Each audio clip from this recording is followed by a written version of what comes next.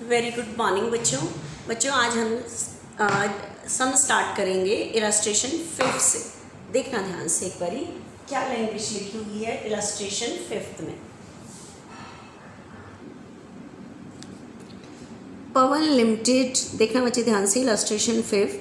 Pawan limited invited application for 30,000 shares.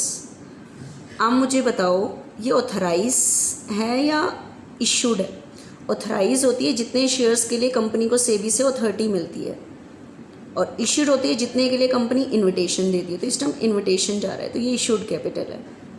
तो Pawan limited invited application for 30,000 shares of 10 each. बताओ share की cost कितनी है? 10। लेकिन 10 रुपीज़ कंपनी एक साथ नहीं मंगाती, इंस्टॉलमेंट में मंगाती है, लेकिन मंगाएगी 10 ही। देखना, payment were to be made as follows: 3 rupees on application, 3 rupees on allotment, 2 rupees on first call, 2 rupees on final call। तो 3 और 3 6 और 2 8 और 2 10। देखो 10 ही मंगाए हैं। इनविटेशन कितने का दिया था कंपनी ने? 30। मतलब कंपनी ने न्यूज़पेपर में जो ऐड दी थी वो 30 से दी थी। कह रहा है all the share were applied, सभी ने अप्लाई किया। मतलब जितने का इन्विटेशन गया था उतने से एप्लीकेशन आ गई। एप्लीकेशन 30 से ही रिसीव हुई है कंपनी में। You are required to prepare journal entry. Journal entry करो लेजर अकाउंट। बच्चे लेजर अकाउंट नहीं बनाने होते तो हम ये पूरा नहीं करेंगे। एक आध अकाउंट बैंक अकाउंट बनाने को कहता है तो वो बनाएंगे, पूरे लेजर अकाउंट नहीं बनाने। Show share capital in the balance sheet. Balance sheet में किसको शो ऑफ करो? कैपिटल को ऑफ द कंपनी। ये भी बैलेंस शीट बाद में बनाएंगे। And assuming that all sum due on allotment and call have been received, और ये assume करके चलो जितना आप allotment पे ड्यू करोगे, कॉल पे ड्यू करोगे, have been received, मतलब ड्यू की एंट्री कब होती है? जब कंपनी लेटर भेज रही होती है। तो कह रहा है ये assume करके चलो कि जितना ड्यू करोगे सारा रिसीव हो जाएगा। Share issue expenses amounted to ₹8,000। Share issue करने के खर्चे कितने हुए बच्चे? 8,000। शेयर इशू करने के खर्चे कितने हुए हैं? 8। And 4,000 fully paid share were issue to promoter. 4,000 share किसको इशू किए गए हैं? प्रमोटर को, फॉर देयर सर्विस। बच्चे ये लाइन वाला अभी मैं बताती हूँ, पहले जो पब्लिक को हुए हैं उसकी एंट्री करूँ मैं, फिर ये लास्ट वाली बताती हूँ मैं आपको, ठीक है? देखना आप बोर्ड पे सामने।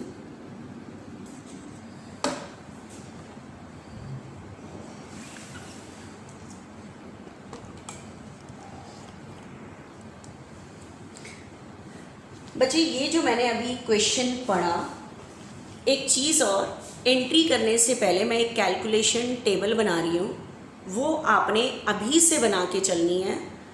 क्यों बना के चलनी है उसका आपको अभी, जैसे ही मैं कुछ 20 क्वेश्चन आगे पूछूंगी, इसके बिना फिर आप सम नहीं कर पाओगे। तो ये टेबल लेकिन अपनी हैबिट के लिए कि आपको हैबिट रहे बनानी है, तो उसके अकॉर्डिंग बना के चलनी है, ठीक है? तो देखना एक बारी मैं कैलकुलेशन टेबल बना रही हूँ। Application, allotment, first call and second call, ठीक है? देखना ध्यान से, application, allotment, first call, final call. Second call लिखा है सेकेंड कॉल लिखना, फाइनल कॉल लिखा है फाइनल कॉल लिखना। बताना एप्लीकेशन पे 3 मंगाए गए हैं, अलॉटमेंट पे 3, फर्स्ट कॉल पे 2, फाइनल कॉल पे 2। ये जो टेबल है वो हर एंट्री की कैलकुलेशन निकालेगा, जो इस समय आपको लगेगी कि मैम हम तो ऐसे भी निकाल लेंगे, लेकिन अपनी हैबिट आगे फ्यूचर के लिए बना के चलनी है, क्योंकि एग्ज़ाम में सिंपल चीज़ नहीं आती, कॉम्प्लिकेटेड आती है। तो आपने ये हैबिट से लेके चलनी है। तो अब मेरी बात को ध्यान से सुनो। सम मुझे कितने से करना है? जितने से एप्लीकेशन आती है। तो बताओ इन्विटेशन कितने का गया था? 30, और पब्लिक ने अप्लाई भी 30 से किया है। तो पब्लिक ने जो मनी भेजी होगी वो 30,000 शेयर्स से भेजी होगी। तो ध्यान से देखना, 30,000 शेयर्स पर 3 के अकॉर्डिंग कंपनी में सबसे पहले एप्लीकेशन मनी 90 से आएगी। तो फर्स्ट एंट्री आपने करनी है एप्लीकेशन मनी रिसीव्ड की, ठीक है? First entry application money receive की करनी है। उसके बाद आपको पता है ये जो एप्लीकेशन मनी आती है, ये जो एप्लीकेशन मनी आती है, इस टाइम लोगों को ये कंफर्म नहीं होता कि कंपनी ने उनको शेयर दिया या नहीं, तो कंपनी अलॉटमेंट लेटर भेजती है, ठीक है। जिस डेट पे अलॉटमेंट लेटर भेजती है तो कंफर्म हो जाता है कि वो शेयर होल्डर बन गया, तो एप्लीकेशन के पैसे को कैपिटल में ट्रांसफ़र कर देती है। तो इसलिए सेम अमाउंट जो आई है अलॉटमेंट लेटर की डेट पर ट्रांसफ़र टू शेयर कैपिटल, ये कर दोगे। उसके बाद आपको पता है जिस डेट पे लेटर जाता है एक तो कंफर्म होता है, प्लस जिस टाइम कंपनी लेटर भेजती है उसी टाइम ड्यू की एंट्री कर देती है कि पैसे आ जाने हैं, ठीक है। तो 30,000 पर 3 के अकॉर्डिंग 90,000 से ड्यू की एंट्री करोगे। ड्यू की एंट्री का मतलब कल भी मैंने एंट्री के केस में बताया था कि पैसे रिसीव हो जाने हैं। ये एंट्री ड्यू की तब कर देती है कि जब लेटर भेज दिया कि इतने सारे ग्रुप ऑफ पर्सन से मुझे पैसे रिसीव हो जाएंगे, और कुछ दिन के बाद ये पैसे रिसीव हो जाएंगे, क्योंकि क्वेश्चन में लिखा हुआ है, ये एज्यूम करके चलो all sum due on allotment and call. Allotment और कॉल पे आप जितना ड्यू करोगे वो सारा रिसीव हो जाएगा, तो मतलब 90 से ड्यू किया तो 90 से रिसीव भी हो जाएगा। उसके बाद फर्स्ट कॉल लेटर जाएगा 30 पे 2 के अकॉर्डिंग, मतलब 60,000 से 60,000 से आपने ड्यू की एंट्री करनी है, मतलब फर्स्ट कॉल लेटर जाएगा, ड्यू की एंट्री कर दो। उसके बाद जितने से आप उस टाइम अभी कोई मिस्टेक नहीं है, पूरी मनी रिसीव भी हो जाएगी। उसके बाद 30,000 पर 2 के अकॉर्डिंग 60,000 से ड्यू की एंट्री करोगे, और ड्यू की एंट्री तब होती है जब कंपनी लेटर भेज रही होती है, मतलब पैसे रिसीव हो जाने हैं, और उसने ये कहा है क्वेश्चन में कि एज्यूम करके चलो सब कुछ रिसीव भी हो जाएगा। ये जो मैंने कैलकुलेशन टेबल बनाई है बच्चा, ये जो कैलकुलेशन टेबल है, हर एक block 1 first entry, second entry, third entry, fourth, fifth, 6, 7, 8 जो 8 एंट्री होनी है उसकी कैलकुलेशन। अभी तो आपको इजी लग रहा है कि मैम 30 को 2 से मल्टीप्लाई करने में कुछ नहीं है, हम ऐसे भी कर देंगे एंट्री, लेकिन आगे जाके यहाँ की अमाउंट अलग होगी, यहाँ की अलग होगी। इसी वजह से एंट्री कितने से होगी बार बार आपको देखना ना पड़े, एक बार कैलकुलेशन निकल आए फिर आप एंट्री करते रहोगे, ठीक है। तो अब स्टार्ट करो, नीचे जर्नल का फॉर्मेट बनाना है, फिर एंट्री स्टार्ट करनी है जर्नल के फॉर्मेट में, जैसे 11 में बताया था। बताओ फर्स्ट एंट्री मैंने किसकी करनी है, एप्लीकेशन मनी रिसीव की 90 से। तो बताओ फर्स्ट एंट्री क्या होगी बच्चे, bank account debit to share application account 90 से, क्योंकि कंपनी में सबसे पहले एप्लीकेशन मनी आती है। कैपिटल वर्ड क्यों यूज़ नहीं कर सकते, क्योंकि तब तक कंफर्म ही नहीं होता कि वो ऑनर है या नहीं, ठीक है। तो इसकी नरेशन लिखोगे application money receive, application money received, general के फॉर्मेट में करना है।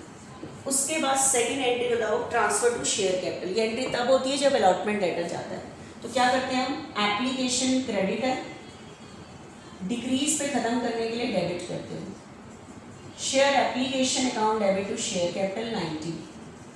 आपने क्या किया, एप्लीकेशन मनी को कहाँ ट्रांसफर कर दिया, शेयर कैपिटल। तो नरेशन लिखोगे application money transfer to share capital, ठीक है। आप इसकी ओवरऑल एंट्री देखो, एप्लीकेशन डेबिट हुआ, क्रेडिट हुआ, एप्लीकेशन डेबिट हुआ, तो इसका बैलेंस खत्म। एंट्री क्या बची, बैंक टू शेयर कैपिटल। अब बताओ थर्ड एंट्री, ड्यू। ड्यू मतलब अलॉटमेंट लेटर में कंपनी लिख कर भेजती है कि अगली किस्त के पैसे भेज दो, तो अगली किस्त के पैसे भेज दो, तो जिस टाइम लेटर जाता है ना तो कंपनी ड्यू की एंट्री कर देती है। ड्यू की एंट्री का मतलब पैसे आ जाने हैं, आए नहीं हैं। तो ये जो लेटर जाता है ये कंपनी के लिए डेटर का काम करता है। तो कौन सा लेटर जाता है, शेयर अलॉटमेंट, तो ये डेटर का काम करता है। तो शेयर अलॉटमेंट अकाउंट डेबिट, कितने से लेटर ड्यू करना है, 90 कि पैसे आ जाने, लेकिन अब जिसका भी पैसा आएगा वो ऑनर का ही आएगा 90। अभी मुझे अलॉटमेंट का पैसा रिसीव नहीं हुआ, ये तो लेटर भेजते टाइम एंट्री कर देती है। तो आपने अलॉटमेंट मनी को ड्यू किया, तो नरेशन लिखोगे allotment money due, allotment money को ड्यू कर दिया आपने, ठीक है। उसके बाद फोर्थ एंट्री में देखो ब्लॉक में मैंने क्या कैलकुलेशन निकाली हुई है कि अलॉटमेंट मनी रिसीव,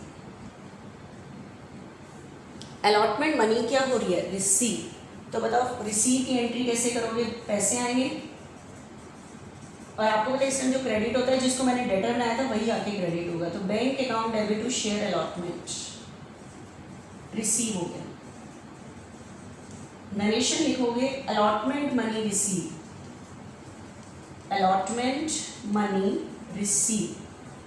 लेकिन अगर मैं हर दो एंट्री के बाद देखूं, देखो लेटर दिया अलॉटमेंट लेटर, रिसीव हो गया क्रेडिट, एंट्री क्या बची बैंक टू शेयर कैपिटल, फिर से वही ऑनर का पैसा आने की एंट्री। ठीक है, उसके बाद बचे नेक्स्ट 5th नंबर पे एंट्री फर्स्ट कॉल की। 5th ड्यू करनी है मुझे। ड्यू की एंट्री होती है जब फर्स्ट कॉल लेटर जा रहा होता है। कौन सा लेटर जा रहा है, फर्स्ट कॉल, तो ये डेटर का काम करेगा। Share first call account debit to share capital 60,000। तो आपने फर्स्ट कॉल लिखोगे, first call money due, first call money due, और उसके बाद रिसीव की entry bank account debit to share first call, bank account debit to share first call. ठीक है, ये 60 रिसीव हो जाएगी, bank account debit to share first call. Clear? तो शेयर फर्स्ट कॉल से फर्स्ट कॉल कटा, एंट्री बैठी बैंक टू शेयर कैपिटल। ठीक है, उसके बाद फाइनल कॉल ड्यू करोगे, फाइनल कॉल लेटर जाएगा 7th एंट्री। फाइनल कॉल है तो ये डेटर का काम करेगी, share final call account debit to share capital 60। Narration लिखोगे final call money due, next final call money receive होगी, bank account debit to share final call 60। Overall देखो final call से फाइनल कॉल कटी, entry bank to share capital. तो आप कहोगे कि ma'am इतनी सारी एंट्री फिर आपने क्यों कराई है, क्योंकि कंपनी पूरे 10 रुपये एक साथ नहीं मंगाती, इंस्टॉलमेंट में मंगाती है। अगर कंपनी ये 10 रुपये एक साथ मंगाती होती तो सम एक ही एंट्री में हो जाता बैंक टू शेयर कैपिटल। ठीक है, लेकिन ऐसा होता नहीं है, कंपनी एक साथ नहीं मंगाती, किश्तों में मंगाती है। ठीक है, तो अब मेरी बात को ध्यान से सुना, लेकिन सारा सम कट के, ये जो मैंने सारी एंट्रीज की कट के entry bank to share capital बैठ के, देखो एप्लीकेशन से एप्लीकेशन कटी, अलॉटमेंट से अलॉटमेंट, हर स्टेप में एंट्री देखो bank to share capital, bank to share capital, फिर उसके बाद बैंक टू शेयर कैपिटल, हर दो स्टेप में बैंक टू शेयर कैपिटल। ठीक है, तभी बैलेंस शीट में हम ये दो चीज़ें ही शो ऑफ करते हैं, bank to share capital. Clear? अब मेरी बात को एक चीज़ को ध्यान से सुनना, अगर मैं इसको सिंपल लैंग्वेज में बताऊं, पब्लिक कंपनी में पैसे भेज रही है, अब पब्लिक ने पैसे भेजे हैं तो उनको प्रूफ तो चाहिए, तो कंपनी एज अ प्रूफ उनको एक सर्टिफिकेट इशू करती है। ठीक है, that is called share certificate. तो शेयर इशू करते टाइम शेयर कैपिटल क्रेडिट होता है। क्यों? क्योंकि जिसको शेयर इशू होते हैं वो ऑनर बन जाता है, और ऑनर के पैसे को रिप्रेजेंट करते हैं शेयर कैपिटल के नाम से। तो शेयर इशू करते टाइम शेयर कैपिटल क्रेडिट होता है। पब्लिक को शेयर इशू करते हैं, कैश के लिए पैसे आते हैं, कंपनी शेयर इशू कर देती है, entry bank to share capital बचती है। लेकिन कंपनी 10 रुपीज़ एक साथ नहीं मंगाती, किश्तों में मंगाती है, जिसकी वजह से इतनी एंट्री सिखानी पड़ती हैं। ठीक है, तो ये मैंने पब्लिक वाला सम तो बता दिया। अब लास्ट में एक चीज़ और बच रही है, ध्यान से सुनो, जो प्रमोटर वाली लाइन थी। ठीक है, लाइन से एंट्री करनी है आपको। ये अलॉटमेंट ये वाला आधा सम पूरा हो गया, जो आधा सम की थी वो सारा मैंने बता दिया। अब लास्ट लाइन पढ़ो, एक बार बुक आगे खोल के बैठो, इलास्ट्रेशन 5 में। Share issue expenses amounted to ₹8,000। Share issue करने के खर्चे कितने हुए? 8। तो 9th नंबर पे entry, expense always be debited. तो share issue expenses account debit to bank, share issue expenses account debit to bank 8। लिख देना narration, share issue expenses paid. अब मेरी बात को ध्यान से सुनना, नेक्स्ट लास्ट लाइन जो मैंने बताया था अभी बताती हूँ। ठीक है, सुनो अब ध्यान से। आपको मैंने अभी एक लाइन बोली है कि अगर कंपनी 10 रुपये एक साथ मंगाती होती तो सम एक एंट्री में ख़त्म हो जाता। ठीक है, पढ़ो लाइन क्या लिखी हुई है। कह रहा है 4,000 fully paid share, fully paid मतलब पूरे 10 वाला, 4000 फुल्ली पेड शेयर मतलब 40,000 के share, 4000 fully paid shares, 4000 fully paid shares का मतलब है पूरा 10 वाला, 4000 फुल्ली पेड शेयर मतलब पूरे 40,000 के share were issue to promoter. किसको इशू किए गए? प्रमोटर को। आपको पता है, मैंने आपको बताया था कि जो प्रमोटर होता है जिसके दिमाग में कंपनी को स्टार्ट करने का व्यू आता, दैट पर्सन इज प्रमोटर। अगर प्रमोटर को भी कंपनी में पैसे लगाने हैं ना, ऑनर बनना है, तो he has to purchase the shares of the company. इसको भी कंपनी के क्या खरीदने पड़ेंगे? शेयर्स खरीदने पड़ेंगे। अगर यहाँ पे होता कि ये 4000 शेयर हमने प्रमोटर को इशू किए हैं तो ये विदाउट फॉर्मेलिटी हैं, तो सीधा सीधा मेरी यहाँ पे एंट्री हो जाती। अगर यहाँ लिखा होता फॉर कैश तो प्रमोटर पैसे देता और हम इसको शेयर इशू कर देते, तो बैंक टू शेयर कैपिटल, ठीक है, विदाउट फॉर्मेलिटी। क्योंकि फुल्ली पेड बोला, उससे 10 वाला डायरेक्ट इशू हो गया इसको, तो मतलब 40,000 मेरे पास कैश आ जाता, तो बैंक टू शेयर कैपिटल एक एंट्री हो जाती क्योंकि पूरा शेयर एक साथ इशू हो रहा है। 4000 fully paid share were issue to promoter, अगर होता फॉर कैश तो एंट्री होती बैंक टू शेयर कैपिटल, लेकिन क्या लिखा हुआ है? For their service. प्रमोटर को जो हम ये शेयर इशू कर रहे हैं, शेयर तो इशू कर रहे हैं लेकिन कैश के लिए नहीं, मतलब वो पैसे नहीं दे रहा प्रमोटर, लेकिन उसको शेयर इशू हो रहे हैं, वो ऑनर बन रहा है, शेयर इशू हो रहे हैं तो शेयर कैपिटल तो क्रेडिट होगा, लेकिन किस लिए इशू हो रहे हैं? For their service. अब आप कहोगे कि मैम उसकी सर्विस क्या है? सुनो ध्यान से, आपको मैंने बताया था कि जिसके दिमाग में कंपनी को स्टार्ट करने का व्यू आता है उस पर्सन को प्रमोटर कहते हैं। तो बच्चे आपको पता है जो प्रमोटर होता है वो कंपनी को स्टार्ट करने के खर्चे करता है। आप कहोगे कैसे? आपको पता है कंपनी के स्टार्ट के टाइम कंपनी का रजिस्ट्रेशन कराना पड़ता है, बहुत सारे डॉक्यूमेंट तैयार कराने पड़ते हैं, सेबी से ऑथराइज कैपिटल की परमिशन लेनी पड़ती है, बहुत सारे काम होते हैं स्टार्टिंग के, वो जो प्रमोटर करता है, ठीक है। जो स्टार्टिंग के काम जो होते हैं, कंपनी को स्टार्ट करने के जो खर्चे होते हैं वो प्रमोटर करता है, यही उसकी सर्विस है, वो स्टार्टिंग वाली जो होती है, ठीक है। कंपनी को स्टार्ट करने के खर्चों को हम कहते हैं फॉर्मेशन कॉस्ट, फॉर्मेशन कॉस्ट भी कह सकते हैं, इनकॉर्पोरेशन कॉस्ट भी कह सकते हैं, कंपनी को स्टार्ट करने के खर्चे। अभी उस टाइम कंपनी स्टार्ट तो नहीं हुई होती, तो क्या होता है, ये सारे खर्चे करता है प्रमोटर, यही वो सर्विस प्रोवाइड कर रहा होता है कंपनी को। अब मुझे बताओ, कंपनी को स्टार्ट करने के लिए उसने 40,000 खर्च किया, लेकिन बाद में प्रमोटर को देना तो पड़ेगा ना हमें ये 40,000, ठीक है। तो अब मुझे बताओ, जो कंपनी को स्टार्ट करने के खर्चे होते हैं उनको हम कहते हैं इनकॉर्पोरेशन कॉस्ट। ये खर्चे प्रमोटर कर देता है, ये सर्विस प्रोवाइड कर देता है, लेकिन जब हम उसको इस सर्विस के लिए कैश देती मैं, तो मैं एंट्री क्या करती कि प्रमोटर की सर्विस क्या है, वो स्टार्टिंग के खर्चे करता है, स्टार्टिंग के खर्चों को हम कहते हैं इनकॉर्पोरेशन कॉस्ट। तो अगर मैं इन खर्चों के लिए उसको कैश देती तो मेरे पास से पैसे जाते इनकॉर्पोरेशन टू बैंक, लेकिन हमने क्या किया, उसको कैश देने की बजाय, मतलब जो उसने सर्विस प्रोवाइड की थी, मतलब स्टार्टिंग के खर्चे किए थे 40,000, मैं उसको कैश देती तो मेरी कंपनी से कैश जाता, लेकिन हमने उसकी सर्विस के लिए, सर्विस क्या थी जो उसने स्टार्टिंग के खर्चे किए थे, उसको कैश देने की बजाय अपनी कंपनी के शेयर इशू कर दिए, ऑनर बना दिया उसे, 4000 फुल्ली पेड, पूरे 40,000 के शेयर इशू कर दिए। तो एक ही एंट्री में सम खत्म हो गया क्योंकि डायरेक्ट इशू हो गया। तो एंट्री बनी incorporation cost account debit to share capital, promoter को उसकी सर्विस के लिए इशू किया, incorporation cost account debit to share capital, ठीक है। तो ये लास्ट एंट्री हो गई। तो बच्चे ये एंट्री वाला पोर्शन तो पूरा खत्म हो गया।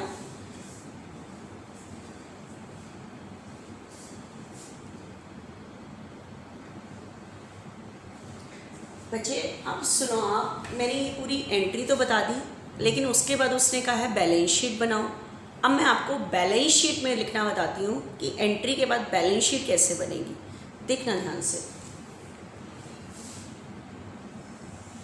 आपको मैंने कंपनी की बैलेंस शीट का फॉर्मेट बताया था कि कैसे बनता है। ऊपर लिखना है आपने बैलेंस शीट एज एट, ठीक है, balance sheet as at date नहीं पता हमें तो डेट को छोड़ देते हैं। फर्स्ट कॉलम जो है मेरा पर्टिकुलर का है, नेक्स्ट LF का है, current year amount, previous year. First column particulars, note number, amount, current year, previous year. अब सुनना ध्यान से, ऊपर के पोर्शन में आप, अब एक और चीज़ ध्यान से, आपको पता है मेरा पूरा जो सम कट कटा के बैठा है वो bank account debit to share capital बैठा है, ठीक है। सारी एंट्री कट के ये बैठी है बैंक टू शेयर कैपिटल। तो आपको पता है मेरे पास बैलेंस सिर्फ दो चीज़ों का बचा है, बैंक का और शेयर कैपिटल का। तो मुझे इस बैलेंस शीट में दो चीज़ों को ही शो ऑफ करना है, एक तो बैंक को और शेयर कैपिटल को। ये लिखते ही मेरी बैलेंस शीट मैच कर जानी चाहिए, ठीक है। शेयर कैपिटल एंट्री में क्रेडिट हो रहा है तो इसका क्रेडिट बैलेंस होगा, तो ये बैलेंस शीट की क्रेडिट साइड में आएगा, मतलब कैपिटल प्लस लायबिलिटी साइड में। तो इसको कैसे लिखते हैं देखना, कैपिटल प्लस लायबिलिटी साइड को हम कहते हैं इक्विटी एंड लायबिलिटी साइड, ठीक है। इक्विटी एंड लायबिलिटी साइड कहते हैं, क्लियर। उसके बाद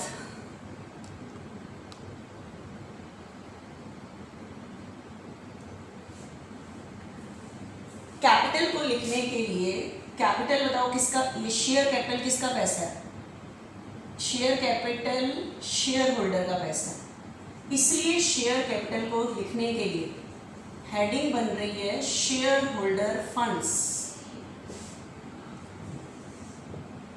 ठीक है। इसके अंदर सब हेडिंग शेयर कैपिटल, ये शो ऑफ करना है मुझको। अब ये अमाउंट कितनी आएगी, इसके लिए मुझे बनाना है वर्किंग नोट, जो बैलेंस शीट के नीचे बनता है इस फॉर्मेट में। वर्किंग नोट को कहते हैं notes to accounts.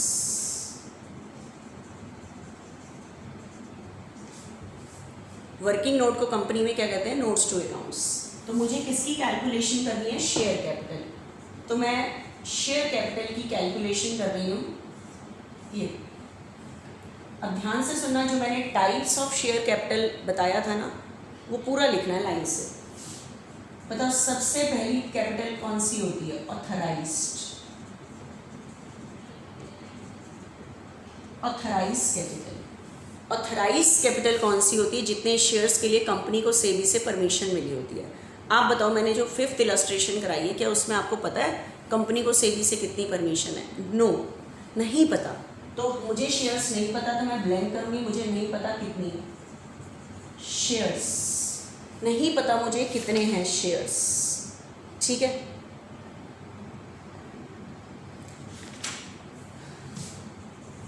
At the rate of 10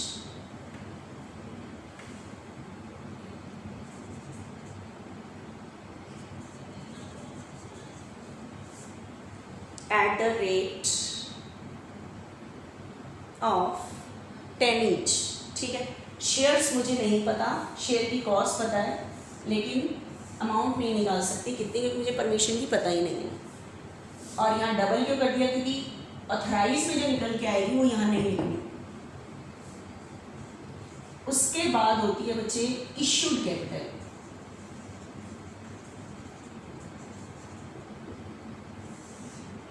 issued capital कौन सी होती है, जितने शेयर्स के लिए कंपनी पब्लिक को इनवाइट करती है। तो बताओ इस सम में इशूड कितनी थी, 30 तो पब्लिक को की थी, 4 प्रमोटर को भी तो किया था विदाउट फॉर्मेलिटी, ठीक है। इनवाइट नहीं किया था लेकिन इशू तो हो गया ना उससे 4, 30 पब्लिक को, 4 प्रमोटर को, तो total 34,000 shares at the rate of 10 each, ठीक है। तो बताओ कितनी होगी, 340। मुझे इश्यूड भी नहीं लिखनी होती यहाँ पे, आपको पता है मुझे यहाँ पे बैलेंस शीट में लिखनी होती है जो सब्सक्राइब के अंदर कैलकुलेट आएगी ना, कैलकुलेशन आएगी वो, ठीक है। उसके बाद होती है बच्चे सब्सक्राइब्ड कैपिटल। अब मेरी बात को ध्यान से सुनना, सब्सक्राइब को मैंने अभी लास्ट लेक्चर में 2 पार्ट्स में डिवाइड किया था। Subscribe and fully paid up, subscribe and not fully paid up. तो आपको यहाँ सोचना पड़ेगा subscribe and fully paid up heading बनेगी या नॉट फुल्ली पेड अप। अब सोचो ध्यान से, मैंने आपको बताया था subscribe and fully paid up क्या होता है, when the full face value called up by the company and paid up by the share holder. बताओ कंपनी के शेयर की कॉस्ट कितनी थी, 10, 3, 3, 2, 2। बताओ क्या कंपनी ने पूरे मंगा लिए? यस, कंपनी ने पूरे एप्लीकेशन अलॉटमेंट फर्स्ट में हमने 8 एंट्री की है, due receive due receive due, company ने पूरे 10 मंगा लिए। यस, क्या पब्लिक ने पूरे भेज दिए? यस, किसी ने कोई मिस्टेक नहीं की क्योंकि ड्यू के बाद पूरा रिसीव हुआ है। इसका मतलब कंपनी ने पूरी फेस वैल्यू मंगा ली, पब्लिक ने भी पूरे पैसे भेज दिए। तो subscribe and fully paid up he heading बनेगी, फुल्ली पेड अप। ठीक है, तो कितने थे? 30 पब्लिक के, 4 प्रमोटर के, 34,000 share at the rate of 10 each. तो इसके अंदर जो कैलकुलेशन होती है subscribe and fully paid up या नॉट फुल्ली पेड अप, वही दिखाना होता है हमें यहाँ पे। 340। अब किसी को क्या पता ये शेयर कैपिटल 340 कैसे आई? तो हमारा ये वर्किंग नोट नंबर कौन सा है? 1। तो यहाँ लिख देते हैं वर्किंग नोट नंबर 1।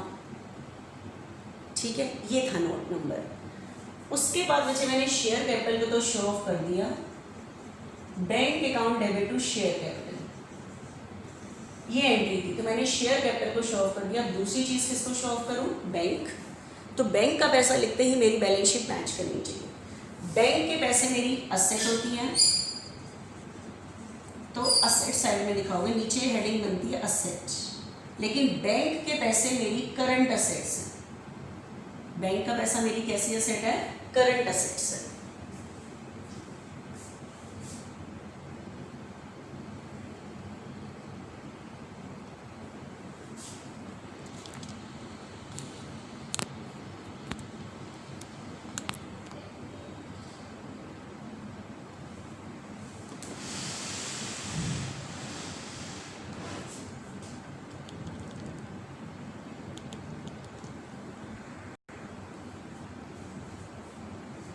अब बच्चे बैंक के पैसे मेरी करंट असेट है, तो मुझे बैंक का बैलेंस दिखाना है। तो बैंक के पैसे को लिखने के लिए हेडिंग तो बनेगी करंट असेट्स, सब हेडिंग क्या बनती है? Cash and cash equivalent. ठीक है, इसमें दिखाना है बैंक का पैसा। अब आप कहोगे बैंक का कितना? आपने जितनी भी एंट्री की है उसमें जल्दी से देखो पैसे कहाँ कहाँ हैं। जितनी भी मैंने आपको एंट्री ये पास कराई है, देखो ये सारी, उसमें देखो फर्स्ट एंट्री में बताओ कितने आए हैं? फर्स्ट एंट्री में आए हैं 90, सेकेंड एंट्री में बैंक नहीं है, थर्ड एंट्री में बैंक नहीं है, फोर्थ एंट्री में फिर 90 रिसीव हुए हैं, बैंक में आए हैं। उसके बाद फिफ्थ एंट्री में बैंक नहीं है, सिक्स्थ एंट्री में बैंक है, 60 आए हैं।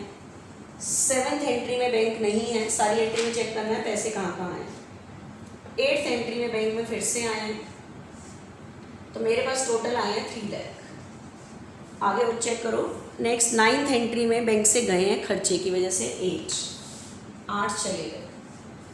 लास्ट 10th एंट्री में बैंक नहीं है, तो पूरे सब में 3 लाख आए, 8 चले गए, तो मेरे पास बैंक का बैलेंस बचा हुआ है 292। तो बैलेंस शीट में आता है बचा हुआ बैलेंस, तो बैंक का बैलेंस बचे आएगा 292 ये। लेकिन मैंने आपको अभी अभी कहा था एक तो शेयर कैपिटल को शो ऑफ करो और एक बैंक, आपकी मैच कर जाना चाहिए दोनों साइड।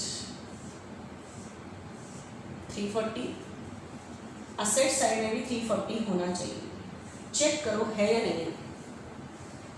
बच्चे नहीं मैच कर रहा, ठीक है, आपको पता है इस साइड का टोटल 340 है, इस साइड का 292 है।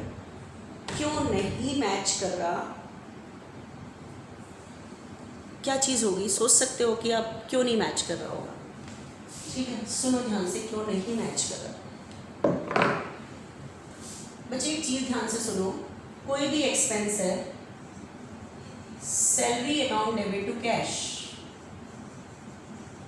आपने कोई खर्चा किया सैलरी टू कैश, आपको पता है at the end of year जब प्रॉफिट एंड लॉस बनता है तो खर्चे सारे यहाँ ट्रांसफर हो जाते हैं। इनकम भी ट्रांसफ़र हो जाती है, सारे खर्चे ट्रांसफ़र होते हैं, सारी इनकम ट्रांसफ़र होती है। अब ट्रांसफ़र कैसे होते हैं, क्योंकि मुझे साल के एंड में बिजनेस का क्या निकालना होता है, प्रॉफिट। बिजनेस का क्या निकालना होता है, प्रॉफिट। तो खर्चे यहाँ ट्रांसफ़र होते हैं सारे, कि प्रॉफिट एंड लॉस बनता है साल के एंड में। तो ट्रांसफ़र कैसे करते हैं, सैलरी डेबिट है, डिक्रीज पे क्रेडिट, और कहाँ ट्रांसफ़र कर देते हो, प्रॉफिट एंड लॉस।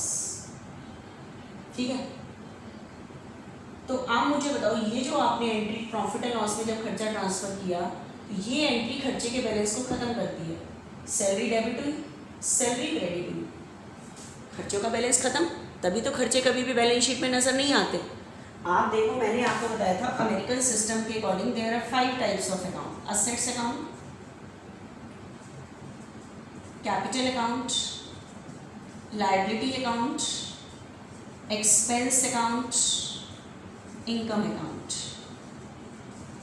5 टाइप्स के अकाउंट्स हैं। आपको पता है at the end of year जब प्रॉफिट एंड लॉस बनता है, खर्चे यहाँ ट्रांसफ़र हो जाते हैं, इनकम यहाँ ट्रांसफ़र होती है। ट्रांसफ़र कैसे होते हैं, खर्चा डेबिट है, डिक्रीज पे क्रेडिट, इनकम क्रेडिट होती है, डिक्रीज पे डेबिट। तो इनका बैलेंस नहीं बचता, क्योंकि ये प्रॉफिट एंड लॉस में ट्रांसफ़र हो जाते हैं। मेरे पास बैलेंस किसका बचता है, 3 चीज़ों का, असेट्स, कैपिटल, लायबिलिटी। तभी तो बैलेंस शीट में से 3 चीज़ें आती हैं, असेट्स, कैपिटल, लायबिलिटी। एक्सपेंस और इनकम नज़र नहीं आते, क्योंकि उनका बैलेंस ही नहीं बचता, क्योंकि वो प्रॉफिट एंड लॉस में ट्रांसफ़र होते हैं। ठीक है, तो अब ध्यान से सुनो, खर्चे साल के एंड में सारे ख़त्म होने के लिए क्रेडिट होते हैं और ट्रांसफ़र हो जाते हैं प्रॉफिट एंड लॉस में। ठीक है, एक कंपनी में प्रॉफिट एंड लॉस को कहते हैं statement of profit and loss.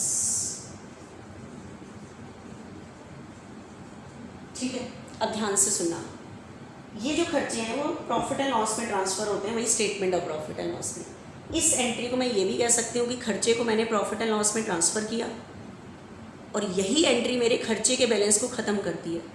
तो मैं ये कह सकती हूँ कि हमने अपने खर्चे को राइट ऑफ किया प्रॉफिट एंड लॉस से। ठीक है, जब भी मैं कहूँ ना कि हम अपने खर्चे को राइट ऑफ करते हैं प्रॉफिट एंड लॉस से, मतलब हमने ट्रांसफ़र करना है, क्योंकि यही एंट्री खर्चे के बैलेंस को ख़त्म करती है। ठीक है, बाई चांस मैंने इस खर्चे को ट्रांसफ़र नहीं किया, मतलब राइट ऑफ नहीं किया, तो मुझे बताओ, राइट ऑफ नहीं किया तो खर्चों का क्या बचेगा, बैलेंस। और बैलेंस कहाँ नज़र आएंगे, डेबिट साइड में। ठीक है, अगर खर्चे राइट ऑफ नहीं हुए तो खर्चों का बैलेंस बचेगा। बैलेंस देखो, खर्चे कभी भी बैलेंस शीट में नज़र नहीं आते। कब नज़र आते हैं, जब वो प्रॉफिट एंड लॉस में ट्रांसफ़र नहीं हुए, मतलब राइट ऑफ की एंट्री नहीं हुई, तो खर्चों का बैलेंस बचेगा। बैलेंस बचेगा तो बैलेंस तो बैलेंस शीट में दिखाना पड़ेगा। तो आपको पता है बैलेंस शीट क्यों नहीं मैच कर रही, क्योंकि मेरे पास यहाँ 2 खर्चे हैं क्वेश्चन में। लास्ट एंट्री आपने 9th की है share issue expenses, 10th entry की है इनकॉर्पोरेशन कॉस्ट, तो 2 खर्चे डेबिट हुए, लेकिन हमने इसे राइट ऑफ नहीं किया, मतलब प्रॉफिट एंड लॉस में ट्रांसफ़र नहीं किया। आपने अपने आप राइट ऑफ नहीं करना, तो खर्चों का क्या बच रहा है, बैलेंस। खर्चों का कौन सा बैलेंस होता है, डेबिट। तो ये बैलेंस शीट की डेबिट साइड में दिखाए जाएंगे, क्योंकि ये राइट ऑफ नहीं हुआ है, मतलब ट्रांसफ़र नहीं हुआ है। ठीक है, तो खर्चों का क्या बच रहा है, बैलेंस। बैलेंस मुझे कहाँ दिखाना पड़ेगा, बैलेंस शीट की डेबिट साइड में। तो बताना, खर्चे तो शेयर इशू एक्सपेंसेस है 8, एक इनकॉर्पोरेशन कॉस्ट के 40, तभी मैच नहीं कर रही हमारी। ठीक है, तो मुझे ये खर्चा दिखाना पड़ेगा बैलेंस शीट की डेबिट साइड में, क्योंकि खर्चों का डेबिट बैलेंस राइट ऑफ नहीं हुआ। तो खर्चों देखो, आपने डेबिट किया, क्रेडिट तो किया ही नहीं है, राइट ऑफ तो किया नहीं है। लास्ट एंट्री में देखो, शेयर इशू एक्सपेंसेस डेबिट है, इनकॉर्पोरेशन कॉस्ट डेबिट है, लेकिन आपने राइट ऑफ की एंट्री तो की नहीं, मतलब प्रॉफिट एंड लॉस में तो ट्रांसफ़र नहीं किया। तो खर्चे का क्या बचेगा, बैलेंस। खर्चों का कौन सा बैलेंस होता है, डेबिट। तो ये बैलेंस शीट की डेबिट साइड में नज़र आएगी। तो आप कहोगे मैम कहाँ पे, क्योंकि मैंने तो कहा था असेट साइड में 2 हेडिंग है, नॉन करंट असेट और करंट असेट्स। अब कहोगे कहाँ आएंगे मैम खर्चों का बैलेंस, क्योंकि असेट तो है नहीं है। अब ध्यान से सुनना, अगर हमें ये खर्चा within 1 year profit and loss से राइट ऑफ कर लेना है, या कहीं से भी राइट ऑफ करना है, 1 साल के अंदर अगर हम राइट ऑफ कर लेंगे तो करंट असेट में आएगा। अगर हम 1 साल के बाद राइट ऑफ करेंगे तो नॉन करंट में आएगा। और इसके अंदर भी अगर हम 1 साल के अंदर राइट ऑफ करेंगे तो इसके अंदर एक सब हेडिंग बनती है, अदर करंट। हेडिंग ये रहेगी, सब हेडिंग ये, अगर हमें 1 साल के बाद राइट ऑफ करना है तो हेडिंग यही रहेगी, इसमें सब हेडिंग बनेगी अदर नॉन करंट। तो खर्चा इसमें पड़ा रहता है जो राइट ऑफ नहीं हुआ होता है, जिसका बैलेंस बचता है। लेकिन अभी आपको क्वेश्चन में नहीं बताया कि ये कब राइट ऑफ करोगे आप, 1 साल के अंदर करोगे या 1 साल के बाद। तो इसलिए इनकी मिक्स सब हेडिंग कर देते हैं अदर करंट और नॉन करंट, क्योंकि क्लियर ही नहीं है। तो मैं इसको लिखने के लिए एक सब हेडिंग बना रही हूँ, other current and non current. ठीक है, other current and non current सब हेडिंग बना रही हूँ। और आपको पता है जो खर्चे राइट ऑफ नहीं होते, जो खर्चे राइट ऑफ नहीं होते उन खर्चों को हम कहते हैं अनअमोटाइज एक्सपेंसेस। कौन से एक्सपेंसेस? अनअमोटाइज, जो राइट ऑफ नहीं हुए। तो बताओ जो राइट ऑफ नहीं हुए इस क्वेश्चन में कितने थे? एक तो 8000 share issue expenses, 40 incorporation cost, तो 48 टोटल। अब देखो मैच कर गया 340। अब किसी को क्या पता बच्चे कि ये जो 292, देखो बैंक का बैलेंस लिखने के लिए मैंने हेडिंग बनाई करंट असेट सब हेडिंग ली, किसी को क्या पता कि ये बैंक बैलेंस है। तो यहाँ लिखो वर्किंग नोट नंबर 2। तो वर्किंग नोट नंबर 2 बनाओ कि कैश एंड कैश इक्विवेलेंट जो आपने बैलेंस शीट में लिखा है उसमें बैंक बैलेंस है 292। वहाँ से क्लियर होगा, ऐसे तो पता ही नहीं लगता, कंपनी में नाम ही चेंज करते जा रहे हैं। प्लस अनअमोटाइज एक्सपेंसेस में कौन से 2 एक्सपेंसेस हैं वो देखो। अनअमोटाइज एक्सपेंसेस बैलेंस शीट में मैंने डायरेक्ट लिख दिया 48, ठीक है 48 मैंने डायरेक्ट लिख दिया। लेकिन कौन कौन से खर्चे अनअमोटाइज हैं तो वो वर्किंग नोट में क्लियर करो। Working note number 3, unamortised expenses. Unamortised होते हैं जो अभी तक राइट ऑफ नहीं हुए। कौन से 2 थे? एक तो शेयर इशू एक्सपेंसेस और इनकॉर्पोरेशन कॉस्ट। ये था 8 और ये 40 थे, तो टोटल कितने थे? 48। ये 48 यहाँ से आया, वर्किंग नोट नंबर 3। ठीक है, तो इस तरह से हम कंपनी की बैलेंस शीट बनती है। लेकिन बच्चे मैंने ये आपको बैलेंस शीट मैच तो करा दी, लेकिन आपको पता है आपके सिलेबस का पार्ट सिर्फ क्या है? Show share capital in the balance sheet. आपको पूरा ये करके नहीं दिखाना, आपका सिर्फ सिलेबस का पार्ट है show share capital in the balance sheet. मतलब ये वाला वर्किंग नोट बनाओ शेयर कैपिटल का और ये शो ऑफ करके छोड़ के आ जाओ। ठीक है, लेकिन अभी सिलेबस करते टाइम पूरा बनाना है।